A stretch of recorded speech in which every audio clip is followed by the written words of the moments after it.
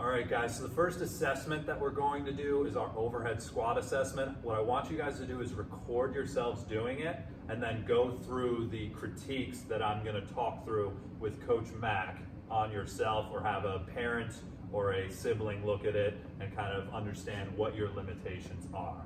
So for the overhead squat, you're gonna start with a dowel, PVC, a broomstick, whatever you have available to you.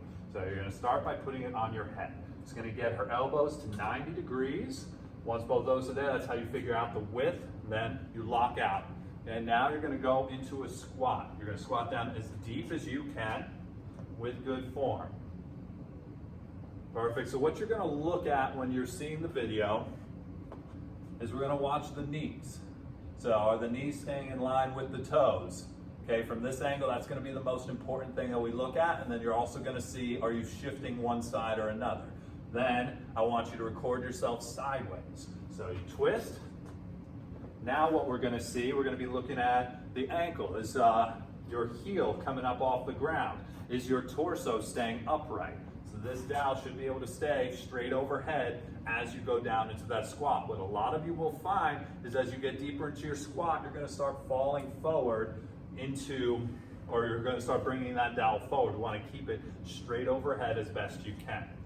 Now, if you're finding you have any of those limitations, so your knees are caving in, your heels are coming up, your toes are flaring out wide, or your torso's coming forward, you're gonna hop onto a 2x4. So you're gonna put your heels up on the 2x4 just to elevate, and then you're gonna reassess. You're going to do that exact same assessment over again.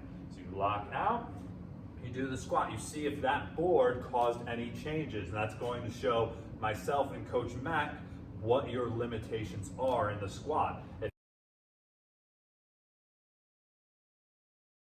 All right, guys, here are a couple exercises that you can do at home that's gonna help you with your squat as you prepare for summer training. So the first one we call ankle mobility. So you're gonna have your foot flat on the ground, you're gonna come over to a wall. What Coach Mac's gonna do is she's gonna slowly bring her knee forward until it touches the wall. If she's able to touch the wall while keeping her heel flat on the ground, she can move her foot a little bit farther back from the wall. If she's not able to touch the wall with her knee without her heel coming up, she has to move a little bit closer. So the goal is to be able to get your foot as far away from the wall to where your knee can still touch, but your heel can still stay flat. When you find that sweet spot, then you're gonna do reps. You'll do 10 reps on each side, hold for just a second or two in against the wall, working your way farther and farther back and progressing your mobility in your ankle. The next drill that is a great one for you to do is your squat mobility. But I'll have you refer to the warm-ups video if you haven't already to see how to do that one. The next exercise is going to help those of you who had some issues with your knees pinching in as you were doing your squats. So it's gonna fire up the glutes. So what Coach Mac's gonna do, she has a band wrapped around her knee, and she's gonna bring her knee all the way in, then open up all the way out.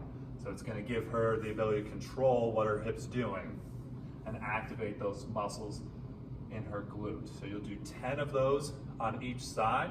I'm gonna show you just quickly how to do that. If you don't have a band at home, you can have just a sibling or a parent help you out with this. So you get in the same position that she was just in, but now you're just gonna manually resist at the knee. So you're gonna push in on both sides. She's gonna move one side in and then one side back out. As the person pushes in to just provide a little bit of resistance, you should really feel it in the side of your hip if you're doing that correctly. All right, guys, now we're just gonna go through our most basic squat, and that is the goblet squat. So what we're gonna go through is 3 things that you should be looking for as you're doing these. Either record them or have a parent or sibling watch you as you do them. So I have Coach Mac go through the squat. So you're gonna go drop straight down, sending your hips in between her ankles, coming back up under control. Now, what you're gonna look for from the front is those knees. So same thing we were looking at in our assessment. So we don't want those knees pinching in. So you're gonna drive them out, open up the hips as she goes down. Now, next you're gonna have a sideways view. Same thing, going straight down, sitting her hips right in between her ankles, her heels stay flat on the ground, and her torso stays upright. So the dumbbell is gonna give you a little bit of a cue as to if your torso is staying upright. So you'll notice as she goes down, that dumbbell is pressed against her torso at the bottom and at the top. If, as she's going down, she sits her hips back and her torso comes forward, that bottom section will fall away from her body, and that's going to give her the cue that she needs to stay upright. If you don't have dumbbells at home, that's fine. You do not need much resistance starting out. You can hold a backpack with a book or two in it just to add a little bit of weight. That's going to help counterbalance you as your technique progresses.